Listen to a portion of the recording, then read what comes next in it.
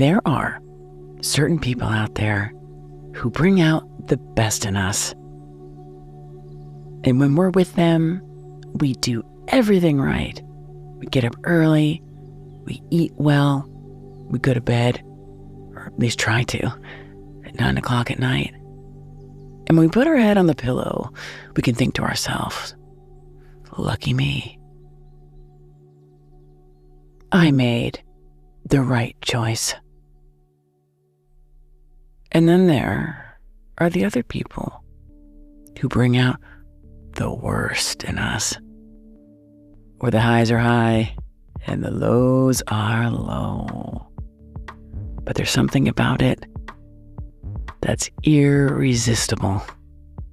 And when we put our head on the pillow, if we make it to bed, we think to ourselves, what am I doing? And why can't I stop? What is that? When we know we could have a good thing, and yet we get all tangled up in a bad thing. In a relationship, it's what the French call amour fou, crazy love. And if you haven't experienced that, you'll get a taste of it in tonight's episode. The couple at the center of tonight's story brought out the best of the absolute worst of each other.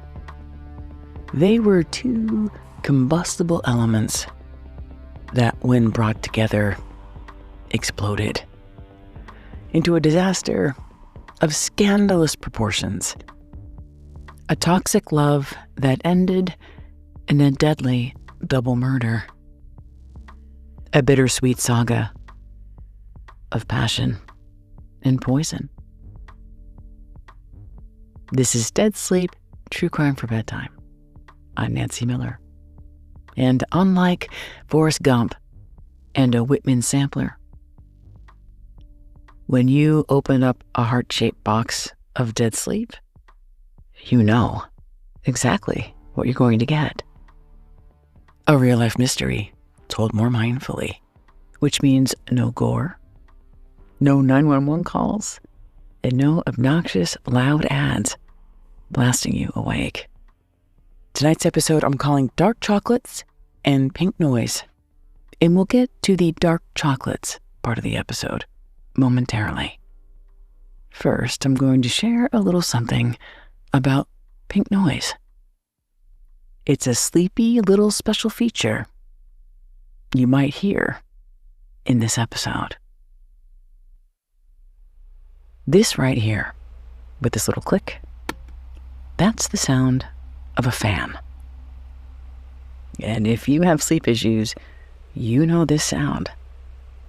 The sound of a fan is known as white noise. If you've struggled with sleep, you likely know the color spectrum of audio frequency. So white noise, like this fan, is a humming, like static on an old TV. It's also called broadband sound. Now, white noise for some is great, but in the past I've found white noise can be a little cold, a little mechanical, and sometimes the whirring sound of a fan in itself is distracting. Next on that spectrum is pink noise. Pink noise is another ambient sound.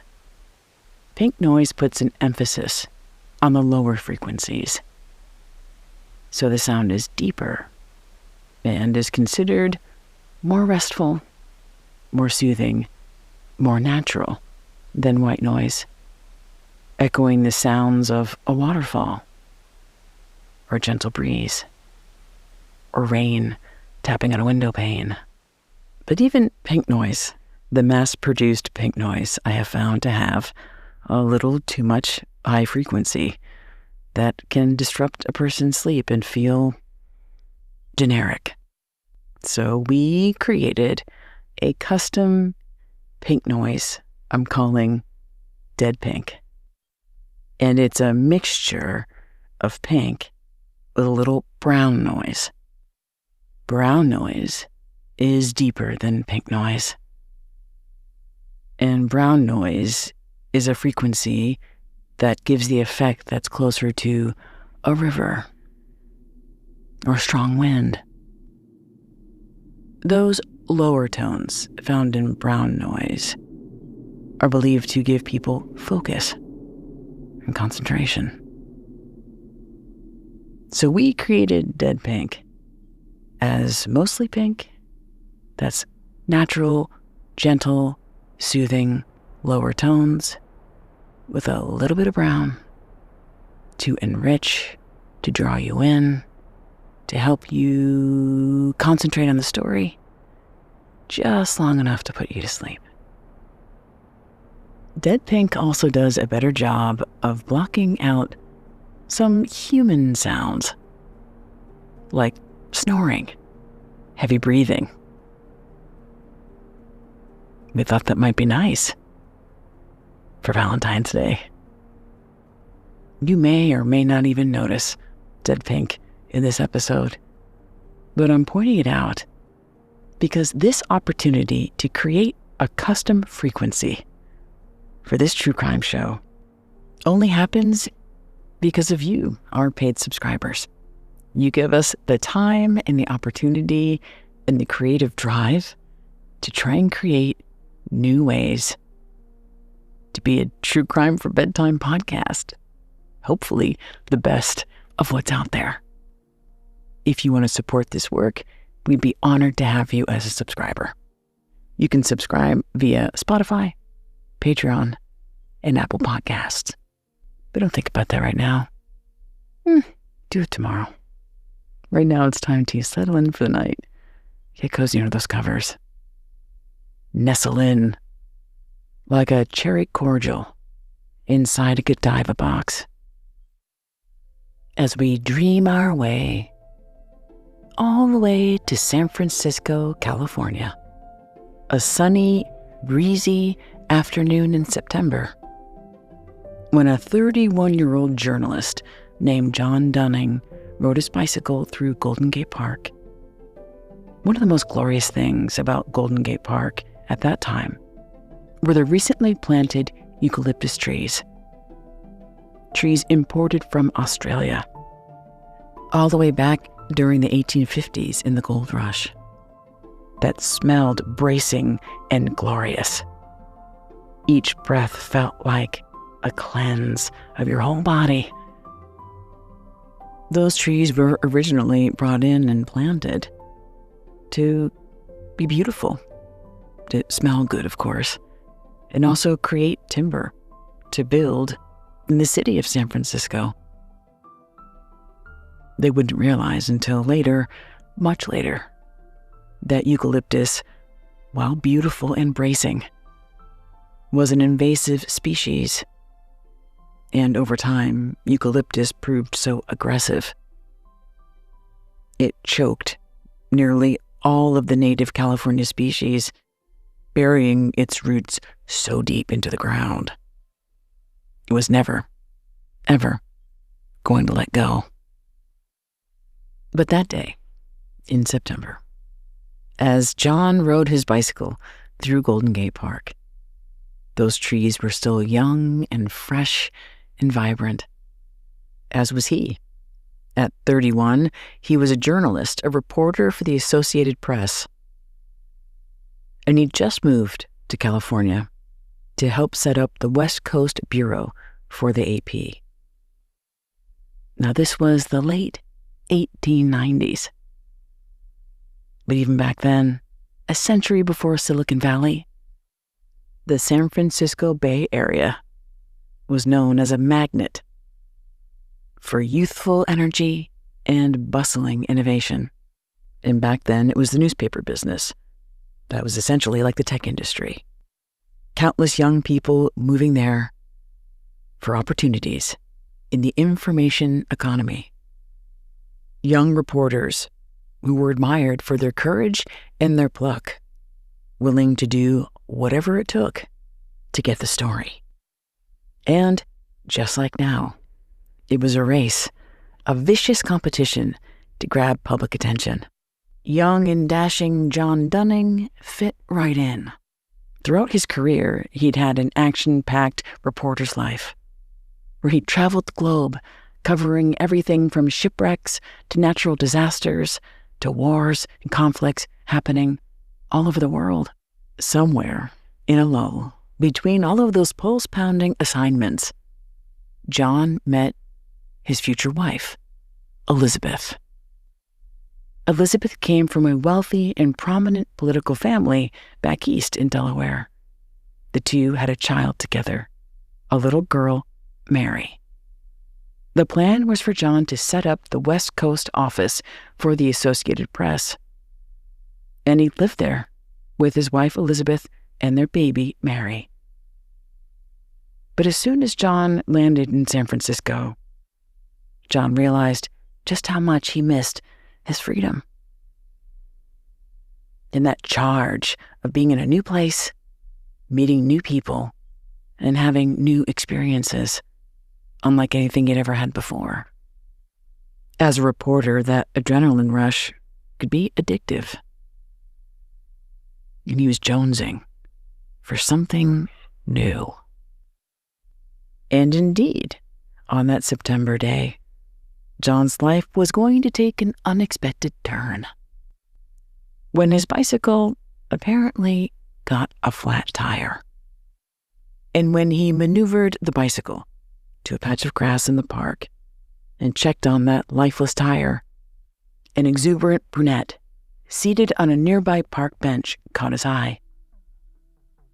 She was with a friend, and the two women gestured in some very demure way for John to come over and say hello. She initially introduced herself as an Englishwoman named Mrs. Curtis. Eventually, she'd reveal that her real name was Cordelia Botkin. And the two quickly struck up a friendship that led to much more. There was nobody like Cordelia, at least not anyone that John had ever met. Cordelia was 41 years old, roughly a decade older than John Dunning, and she was the opposite of his wife Elizabeth back home in Delaware. Cordelia was confident, seductive, with a figure so curvy and skin so smooth she appeared almost invertebrate, poured like wax into a corset. Cordelia was known for her love of cheesecake, the kind of dessert that you eat, and also the type of photographs that were taken, risque images of her posing in her boudoir. Cordelia was rich and carefree, throwing lavish parties and late-night soirees at her apartment in San Francisco, where she lived unencumbered with no husband. She loved drinking, dancing, and winning money at the racetrack. John's wife, Elizabeth, who was now back home in Delaware, living with her parents. And though they were still married, John almost saw her like a childhood sweetheart. And in many ways, Elizabeth was childlike, in her naivete about what her husband was doing and his infidelities, and in her taste. She loved candy, and anyone who knew Elizabeth knew one way to win her over would be to send her a box of fine chocolates. So in Cordelia, John saw adventure. And what did Cordelia see in John? A boyishly handsome, blonde-haired reporter just making his way in the world? Likely a reward. Romantic restitution. For years, Cordelia had lost. Years ago, back in her hometown of Kansas City, Cordelia was herself packaged and presented as a little trifle, a bonbon, on display. She was 17 years old when her much older husband saw her and selected her to be his bride. By 18, she was married with a little baby, and her life was essentially over. By the time Cordelia was in her 30s, her husband was in his 50s. They lived not too far from San Francisco, and so Cordelia asked her husband if she would be allowed to spend some time in the city, enjoy herself with her friends. Soon, those trips to San Francisco became more frequent. And by the time that she and John crossed paths, Cordelia and her husband essentially lived separate lives. Cordelia in San Francisco and her husband in Stockton. So for a woman during that time, Cordelia enjoyed an unusual amount of financial and social freedom. And Cordelia was determined to enjoy that freedom. One might assume that because it was in San Francisco over 100 years ago, that it was old-fashioned or fuddy-duddy. And this was not the case. San Francisco was wild. Drinking, drugs, gambling, you name it, you could have it there. But even by San Francisco standards, Cordelia and John were off the rails. Fueled by adrenaline and alcohol, in an obsession with each other and getting into trouble, they partied. Drank all night, went to the horse races, trashed hotel rooms. They did it all. And at a certain point, John Dunning lost his job. He was fired. He was suspected of embezzling money from the Associated Press, presumably to spend on gambling. He'd lost a fortune at the racetrack. And instead of launching some public investigation, they just fired John.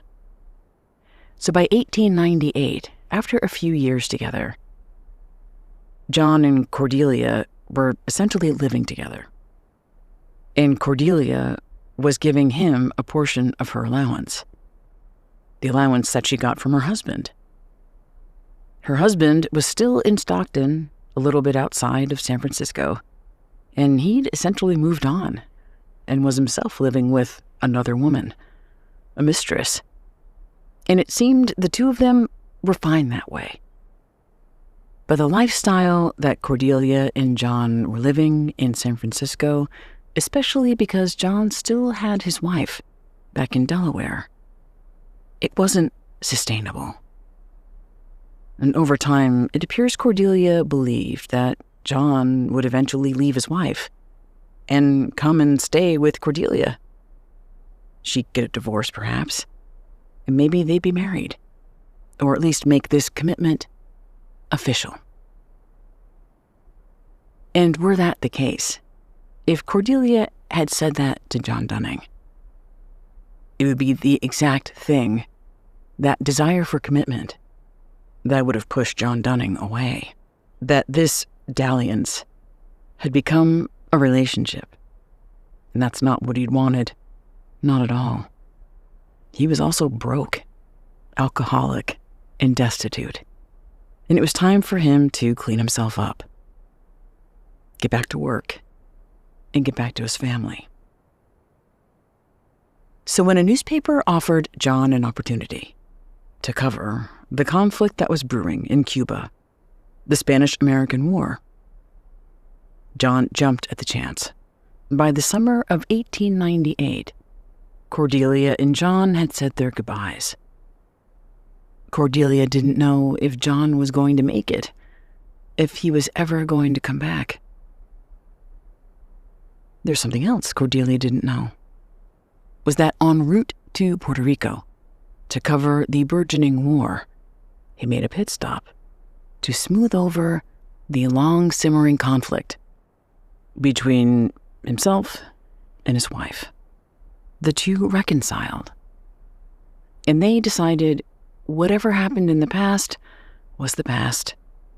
And as soon as he was done covering this war, he'd come back, and he and Elizabeth and their daughter, they'd all move to New York City, where John's career as a journalist could really thrive.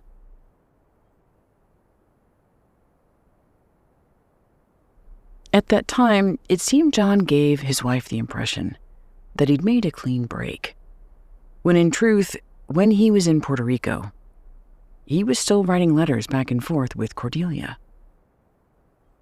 And those letters exhibited a fondness one could potentially interpret as two people in a romantic relationship.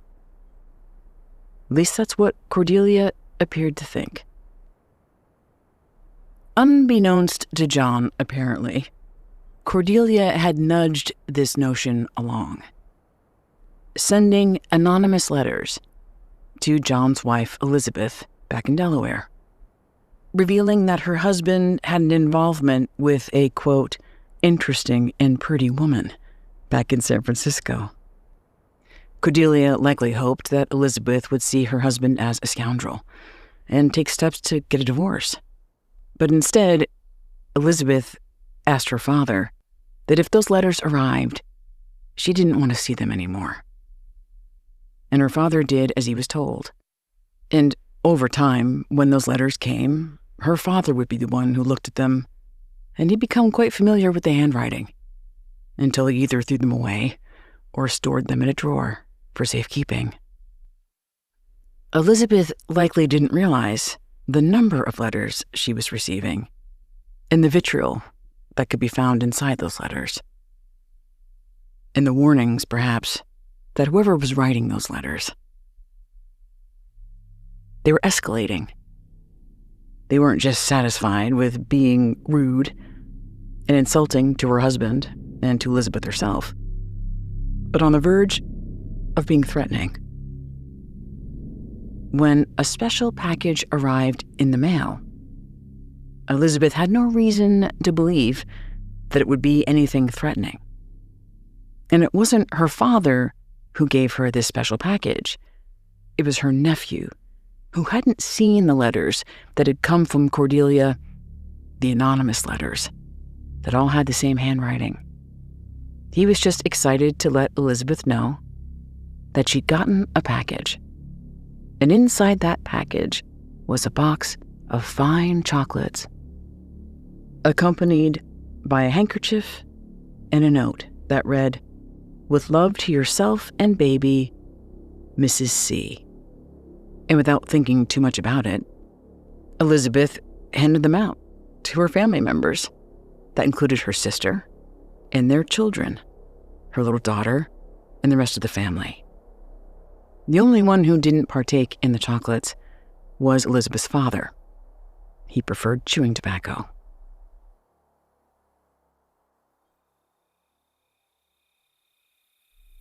They enjoyed them as a summer treat, passing them around on the veranda as they watched the sunset on a nice, warm summer evening.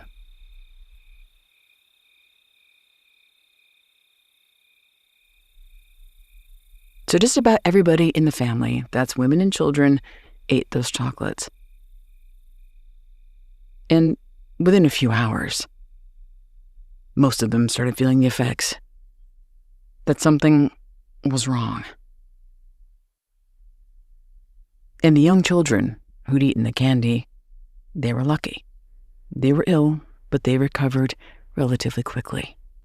Elizabeth and her sister, who were both young women, young mothers, they weren't so lucky. They fell gravely ill. And when a doctor came over to check on them, they were misdiagnosed of having something called cholera morbus. Basically, an 1800s way of saying food poisoning. And the only cure for that was staying hydrated and time. I should note here that there was no federal regulation on food items and no refrigeration. So feeling sick and possibly being poisoned unintentionally wasn't uncommon back then. But the women grew more sick. And by the time the doctor finally figured it out, that it was poisoning, both Elizabeth and her sister were dead. victims of severe arsenic poisoning. Elizabeth's family sent for John, who was still in Puerto Rico, and it took him 10 days to come back to Delaware. He was shocked. Who could have done this? Then Elizabeth's father, his father-in-law, showed him the letters. And with one glance, John looked at the handwriting and said, "Cordelia."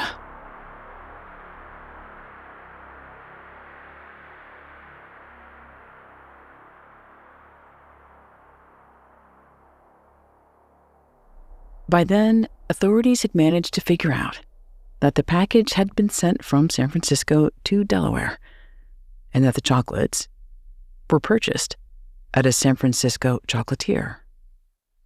From there, they were able to figure out that the arsenic was also purchased in San Francisco at a drugstore.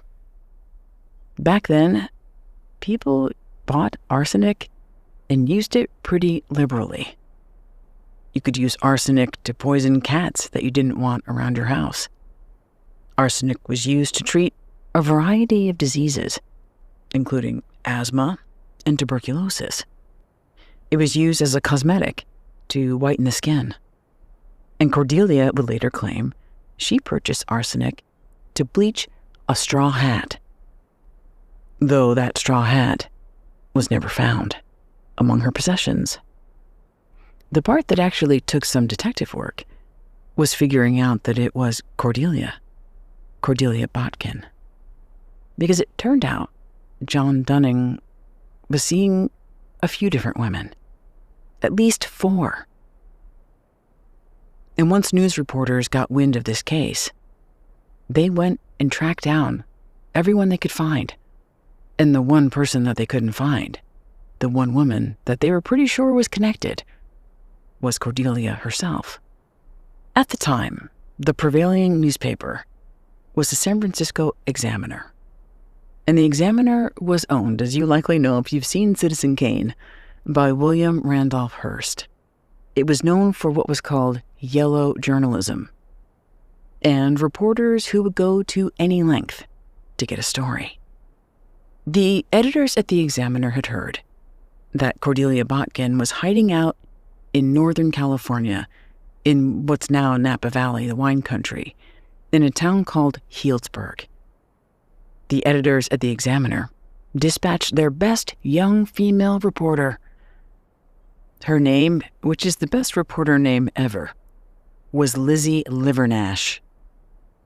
And Lizzie did something which would be considered a breach of ethics now, and was likely crossing a line back then. Lizzie secretly, covertly befriended Cordelia. Not really revealing that she was a reporter working for the Examiner, but kind of became chummy with her quickly so she could find out exactly what was happening. And Cordelia was apparently unaware that any of this had happened, that she was implicated in the murder of Elizabeth Dunning, and that the police were looking for her. Lizzie was not only tasked with befriending and extracting that information from Cordelia, she was also expected to eavesdrop, to find a way to stay alongside Cordelia, and then she'd disappear when someone came over, and then hide off to the side, listening through a door, to see if she could catch confidential information. Which she did. And not only was the information that she generated for the newspaper used in some scandalous headlines, she would also become a key witness for the prosecution, material that eventually led to Cordelia's arrest. The case went to trial later that year in 1898, and it was one of the most sensational cases to ever hit San Francisco. One of the reasons why was because John Dunning was there, as was Cordelia, and in court, they didn't talk so much about, say, the forensic pathology of how arsenic makes its way through the system in a victim's body, but rather the intimate details of their relationship. And here's a little sample that suggests that the women of San Francisco who attended this trial came for the double murder and stayed for the 50 Shades. Here's a lightly edited snippet from a newspaper during that time. The trial of Mrs. Cordelia Botkin reached yesterday a dramatic climax. The scene in the courtroom during the afternoon has had few parallels in San Francisco. John P. Dunning pictured disgusting scenes and incidents in which he had been one of the leading actors. In a courtroom crowded to the very doors, he confessed a moral obliquity that stamps him as despicable. It was a story that told of unbridled, vulgar passion in a man and woman without refinement, education, or the common restraints of decency. Hundreds of fashionably dressed women and girls who were hardly more than children listened to this disgusting recital. They were at attention to hear every word spoken. Their eyes shifted from the speaking figure on the witness stand to the woman at trial, Cordelia Botkin. There was in the manner of the man an utter absence of shame, and across the woman's face, now and again, would flit the shadow of a smile at the narration of some escapade with her former paramour. And the article continues in this manner, expressing the public disgust with all of this filthy talk, and people kept coming back to be disgusted, day after day after day, until the trial finally ended. The preponderance of evidence against Cordelia, along with the feeling that she didn't feel remorseful, at least not about the relationship she had with John Dunning, led to a pretty swift conviction. And she was sentenced to serve out the rest of her days in San Quentin prison. But she'd outlive most of the people involved in this case, including John Dunning, who died a few years later after the death of his wife, poisoning himself over time with alcohol and heavy drinking. Cordelia died 12 years later, and her cause of death was something that was harder to trace and more insidious than being poisoned by arsenic. According to her death certificate, she died from melancholy, an overwhelming sense of bereft sadness, because she killed 2 women with poisoned chocolates and destroyed her life, surrendered her freedom, lost all of her money, all in sacrifice for what she thought was true love, for a man who turned out to be little more than a sweet nothing.